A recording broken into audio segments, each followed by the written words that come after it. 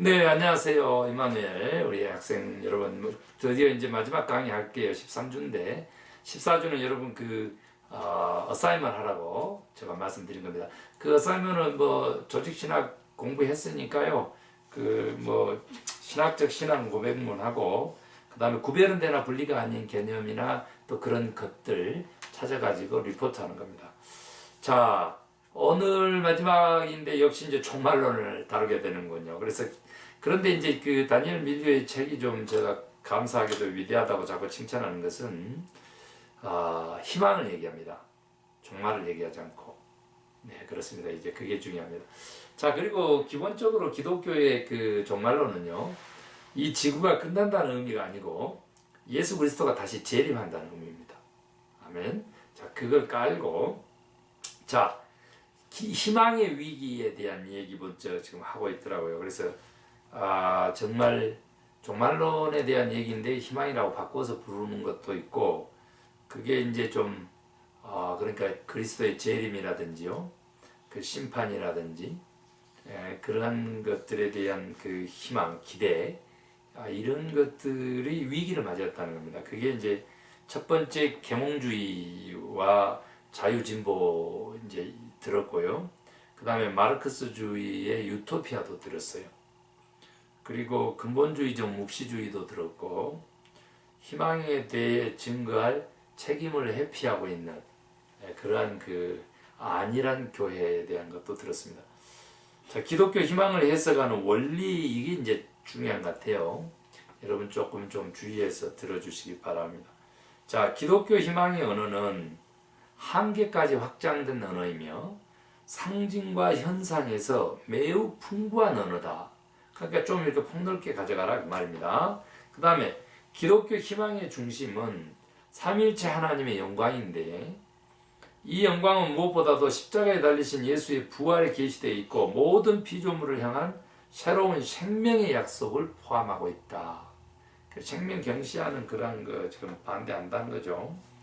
기독교의 종말론적 상징들은 이원론적으로 해석되지 말아야 하며, 그게 딱딱 단절돼서 또 흑백 논리로 이거 아니다는 거죠. 그리고 삶의 모든 차원에서 완성과 온전함을 향한 열망을 포함하는 것으로 해석돼야 한다. 그러니까 이 세상하고 저 세상하고 완전히 이제 분리시키는 게 아니고 이렇게 전체적인 열망으로. 그 다음에 올바로 해석될 때에 기독교의 종말론적 상징들은 모든 역사적으로 문화적인 업적들을 상대화한다. 그랬습니다. 그게 이제 그러니까 이 세상 문화에 대한 상대화, 그 변혁적인 그런 자세, 그런 것들을 필요로 한다라고 하는 거고요. 그 다음에 기독교 희망과 그 풍성한 상징들은 인간의 창조적인 행동을 유도하고 낳는다. 그래서 창조적인, 창의적인.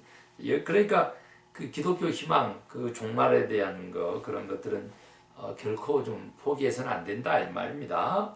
기독교 희망의 이제 고전적 상징들로는 제가 얘기했죠. 그리스도의 재림, 또 죽은 자의 부활과 몸의 부활, 최후의 심판, 그리고 영원한 생명의 약속과 천국의 약속과 영원한 죽음, 지옥의 가능성, 이것까지 다 종말론, 기독교 교회의 희망, 종말의 의미는 종말이 아니고 희망이죠. 희망.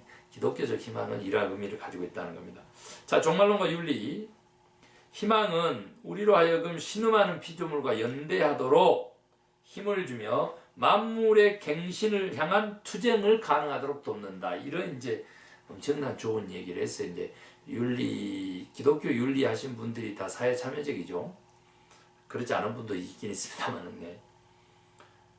생명이 펼쳐지고 악과 죽음과 파괴의 세력이 극복되는 새로운 세계를 향한 투쟁에서 우리는 우리 자신의 능력과 업적을 의존하는 것이 아니라 하나님을 바라는 것의 의미를 배운다. 이제 그 굉장히 억압받는 제3세계에서의 그 투쟁들, 그런 것들을 종말론적 해석을 하지 않고 희망으로 해석했고, 또 윤리적으로 그렇게 해석을 해서 이제 접근하는데 참 이렇게 아름답습니다. 하나님을 바라는 것. 이것이 진짜 그렇게 사회 참여자이고 운동론적으로 치열한 삶을 살아오는 하나님의 의와 정의와 공의를 이렇게 외치면서 살아온 사람들에 대한 그런 그 올바른 해석인 것 같습니다. 아직도 이제 억압받는 사람들이 많으니까요. 일단 미국에서 지금 그 아시안 인종 혐오 지금 난리죠. 그 전에 어떻게 했어요? 네, 아프리칸 아메리칸 블랙 그 스킨에 대한 블랙 피플에 대한 그런 차별 말이죠. 뭐 노예로 잡아와서 아프리카에서 잡아와서 노예로 부리다가 이제 자유하게 되고 해방시키고 하면서 이제 그 한 거니까 그게 뿌리 깊은 거죠. 정말 지금 이제 물론 400년 안 됐습니다만은 그래도 정말 무섭더군요. 보고 배우는 것이 세상에 지금까지 인종차별이 간다는 것이 이게 참.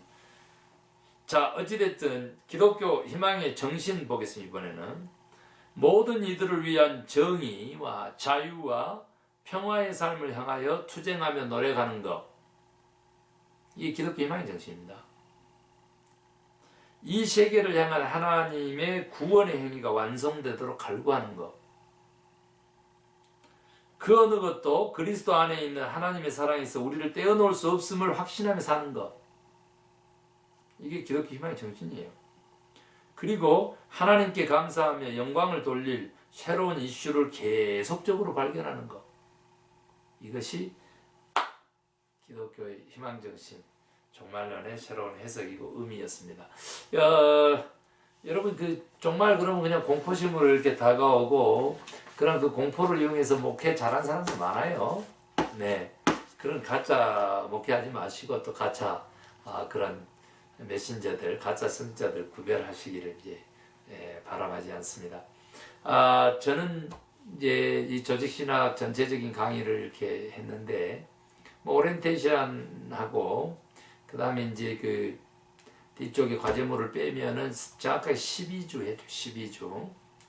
근데 여러분 이제 제가 이렇게 그냥 짧은 동영상으로 짧게 이렇게 왜 그런지 아시죠? 이제 동영상의 그 용량이라든지 또 이렇게 업로드하는 거라든지 전송이라든지 이런 것들이 다 어려움이 있어서 짧게 하는 거죠.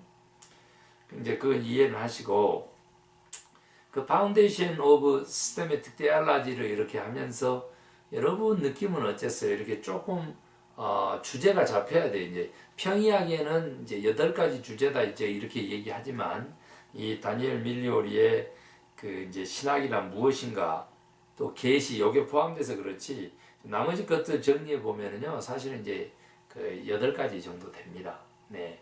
그런다 이제 뭐 성경의 권위까지 쫙 갔으니까요. 그 또 신론도 나눠주고 했으니까 그런데 8가지 주제입니다. 이제 신론, 그 다음에 이제 정리 차원에서 제가 하는 겁니다. 뭐라 그래야 될까요? 인간론 그렇게 가죠. 신론, 인간론 같아요.